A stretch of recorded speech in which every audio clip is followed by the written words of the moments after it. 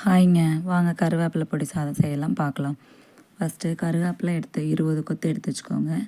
அதுக்கு தேவையான பொருள் பார்க்கலாம். வேர்க்கடலை, கடலைப்பருப்பு, குறுமிளகு, சீரகம், வெந்தயம், வரமிளகா, 5-6 பல் பூண்டு தட்டி வச்சுருக்காங்க தோலோட.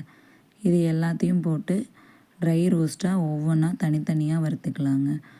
கருவேப்பிலை, கடலைப்பருப்பு, வேர்க்கடலை எல்லாம் போட்டு தனித்தனியாக மீடியம் ஃப்ளேமில் வச்சு கருக விடாமல் மெதுவாக தனித்தனியாக வறுத்தெடுத்துக்கலாங்க.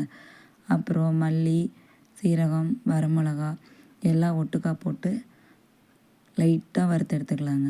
கூடவே கொஞ்சம் கல்லுப்பு, தேவையான அளவு கல்லுப்பு போட்டு கொஞ்சம் வறுத்தெடுத்துக்கலாங்க.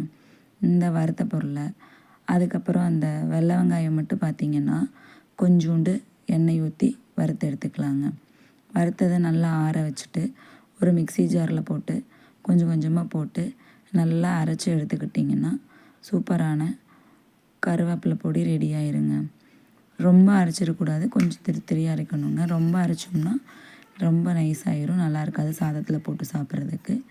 இப்போ இந்த பொடியை நல்லா ஆற வச்சு நல்லா ஒரு சுத்தமான கண்ணாடி பாட்டிலில் போட்டு ஸ்டோர் பண்ணி வச்சுக்கலாங்க. இதை 1 மாதம் வரைக்கும் வச்சு யூஸ் பண்ணலாம். சாதம், இட்லி, தோசை எல்லாத்துக்கும் யூஸ் பண்ணலாங்க.